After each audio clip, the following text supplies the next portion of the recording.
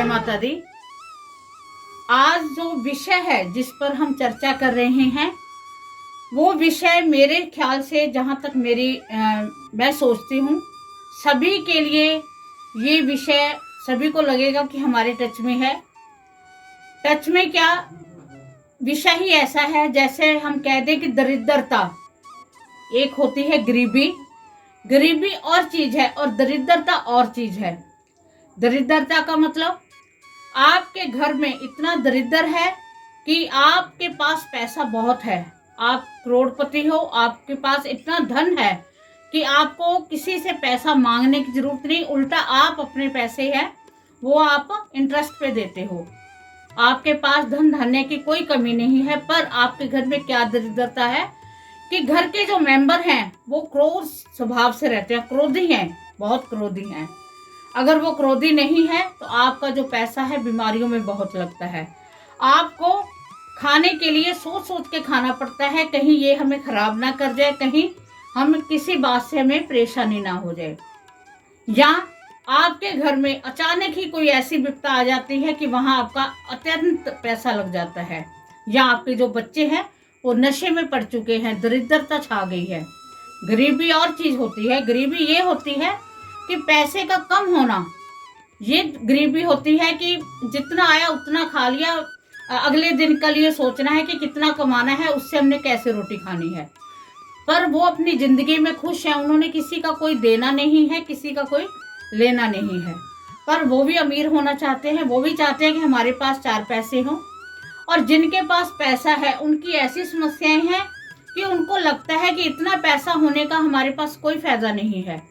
जब हम अपनी जिंदगी को सुकून से ही नहीं जी सकते तो वो जिंदगी ही क्या है। ये सभी की समस्या है, सभी की हैं। किसी को धन चाहिए, किसी को पुत्र चाहिए, किसी को संतान नहीं है, संतान है तो संतान काम की नहीं है। किसी के पास बहुत अच्छा उसका परिवार चल रहा, उसके पास धन नहीं है, उसने परिवार के खर्चे के लिए धन कहीं से लिया हुआ है, वो कर्ज की स्थिति में फंस चुके हैं। कोई कर्ज में फंसा है, किसी ने बैंक से लोन लिया है, किसी ने, कहने का भाव, कहते हैं नानक दुखी है सब संसार। तो कहने का सभी, जिससे ना पूछो वही सुखी है, बाकी सब दुखी हैं। तो आज का जो मेरा जो विषय है आप समझे गए होंगे कि मैं किस बात पे बात करना चाहती हूँ। अगर परिवार में क्या है कि आप आज कर्जे की स्थिति में फंस चुके हो, मैं कर्जे से ही एक बार शुरू करूंगी।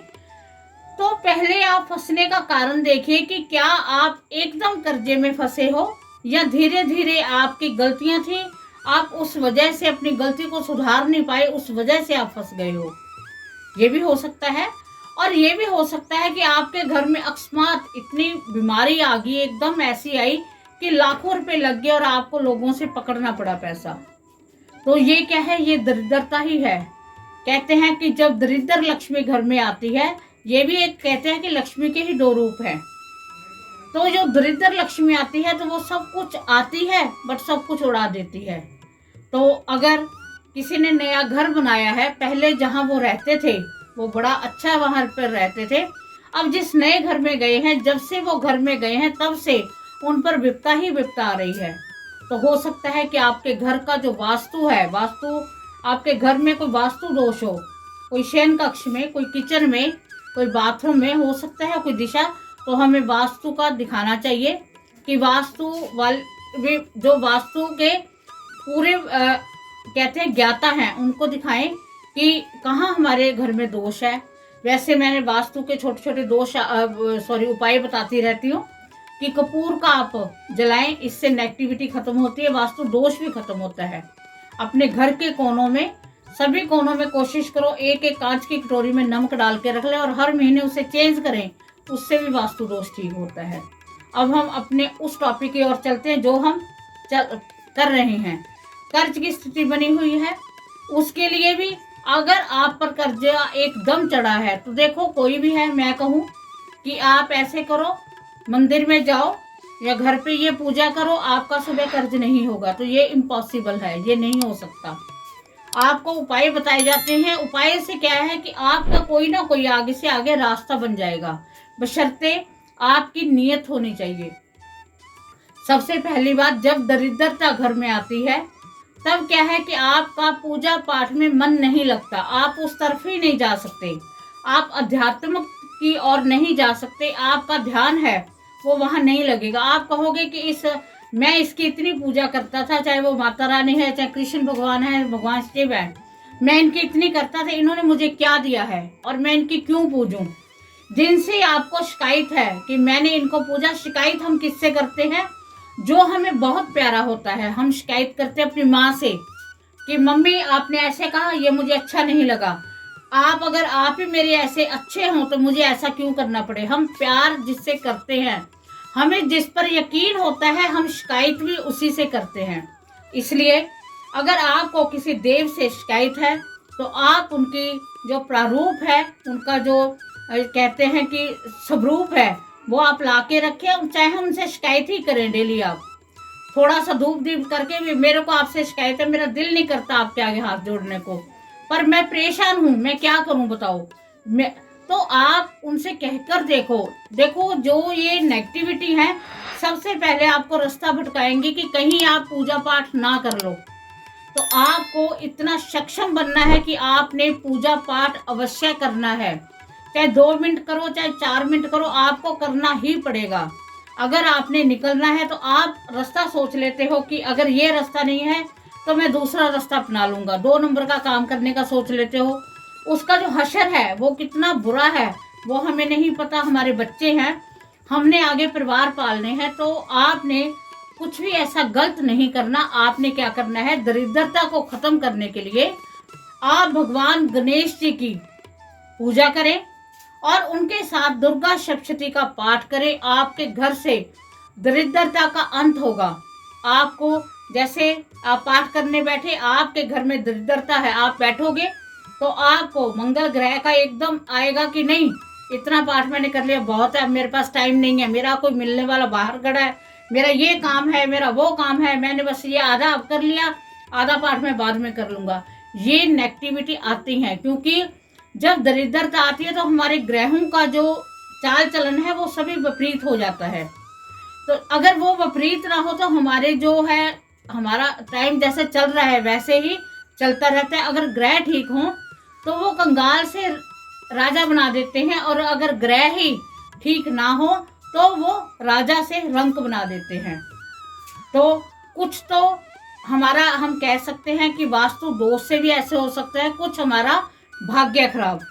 भाग्य मतलब अगर हम भाग्य पर लेकर बैठ जाए कि हमारा भाग्य है वो साथ नहीं दे रहा, तो साथ किसने दिलवाना है? साथ आपके हिम्मत ने, आपके एफर्ट्स ने। आपको जो जो उपाय बताए जाते हैं कि आपके भाग्य उदय के लिए ये उपाय है, तो आप उस उपाय को करें। आप देखना आपका धीरे धीरे धीरे धीरे भाग्य उदय होने लग जाएगा। आप करके देखें, आपके घर से दरिद्रता खत्म होगी। अब मैं आपको छोटे छोटे उपाय इसमें बताऊंगी सभी के लिए। अगर किसी के घर में ऐसी प्रॉब्लम नहीं भी है तो भी आपने करना है। आपने भगवान सूर्य को जल अवश्य देना है। अब इसे आप अगर भगवान नहीं मानते कि सूर्य भगवान है तो मत मानो, पर इस बात को तो मानोगे कि अगर सूर्य भगवान उदय होते हैं तब हमारा दिन शुरू होता है। इस बात को तो आप मानते हो। यही बात सोचकर आपने जल अर्पण करना है भगवान सूर्य को, ठीक है। इसके साथ आपने 10 मिनट 15 मिनट आपने पूजा में जरूर लगाने हैं। अगर आपका घर में मन नहीं लगता पूजा पाठ में तो आपने मंदिर में जाकर 10 मिनट जरूर लगा के आने हैं। भगवान गणपति जी की, माँ जगदम्बा की आप पूजा करें, आपको इसका विशेष लाभ मिलेगा। मैंने बताया है कि 4थे अध्याय का पाठ करें, उससे आपको आशीर्वाद मिलेगा माँ का। इसके साथ आपने दोनों समय जोत बत्ती अपने घर में करनी है, जिससे कि नेगेटिविटी खत्म हो। मेरा एक परिवार से बात हुई थी, वो कह रहे थे कि हम बहुत पूजा पाठ करते थे कि अचानक ऐसा हुआ कि हमारे घर में कोई लड़की ऐसी आई कि सारा कुछ हमारे घर में उल्ट पुल्ट हो गया। अब जो बच्चा इतनी पूजा पाठ करता था, अब उसका ध्यान पूजा पाठ में तो है ही नहीं। कहाँ आप इतना करते थे? अगर आपके साथ नेगेटिविटी आ गई है तो आप ज्यादा करो, जो कि वो नेगेटिविटी भगवान स्वयं उसको खत्म करे। जहाँ यकीन है, जहाँ पर विश्वास है, वहीं सब कुछ होता है। तो आपने अगर रोज नहीं तो आपने सैटरडे को पीपल को पानी अवश्य देना है और उसके नीचे दीपक जरूर जगाना है। ये छोटे छोटे कार्य आपके भाग्य को उदय करेंगे, आपका भाग्य को चमकाएंगे।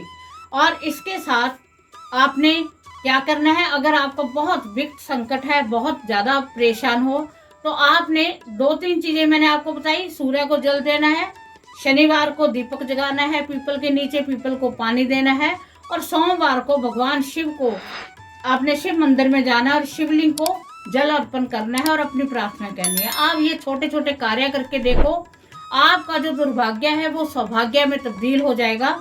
आप सभी की जो भी मनोकामनाएं हैं धीरे धीरे पूरी होने लग जाएंगी। आपने अपने इष्ट से, जिसको भी आप मानते हो, उससे आपने कहना है, अपनी बात कहनी है, उसे विश्वास से।